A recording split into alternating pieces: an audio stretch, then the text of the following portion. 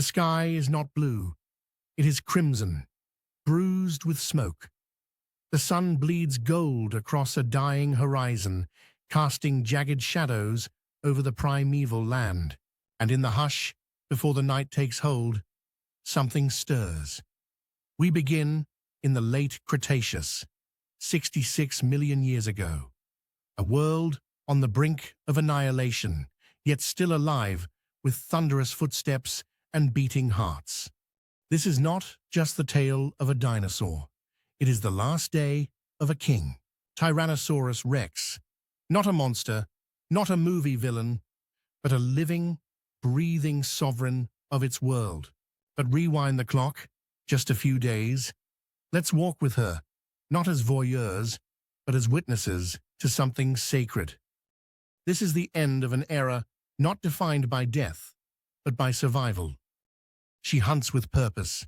Every step cracks ancient stone. Her nostrils flare, sensing heat, movement, decay. A hadrosaur herd drinks near a riverbank. She watches, waits. Every muscle in her body coils like a living spring. And then, she charges.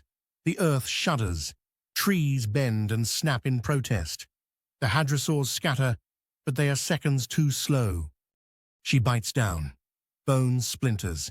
The kill is instant. Not cruel, just nature. She doesn't gloat, she eats. Nearby, smaller predators lurk.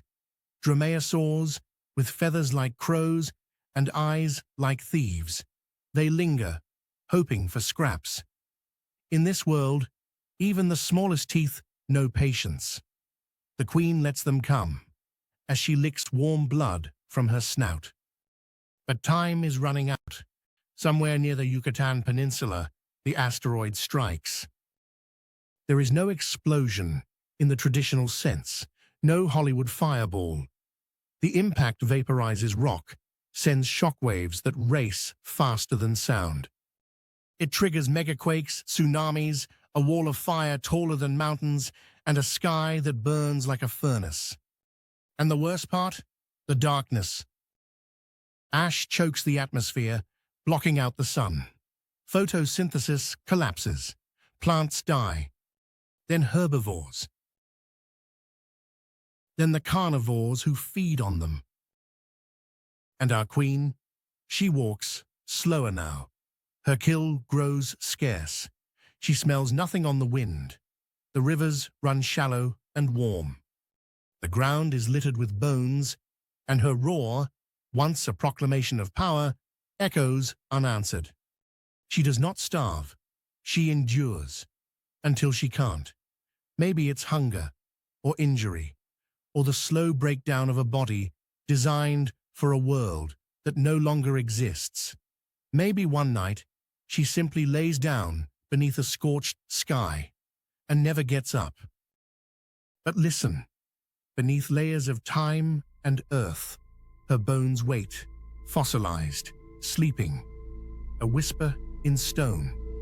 And millions of years later, we find her, a broken jaw here, a tooth embedded in bone there, and we piece together her story, not from myth, but from evidence, from science, from fragments. We realize she had a wishbone, like a bird, that her bones were hollow, that her closest living relatives perch on wires and sing in the morning. She did not vanish, she transformed. The line didn't end, it evolved. Every robin, every eagle, every pigeon is a surviving note in a prehistoric song. That's the twist of it all. Extinction isn't the end of a story. It's the beginning of a new one. And when you look up at the sky that once burned, the stars that once watched her die, remember, she walked under those same lights. She lived with teeth and thunder, with fury and grace. And for one final day, she ruled a world on fire. Not as a monster, but as a queen.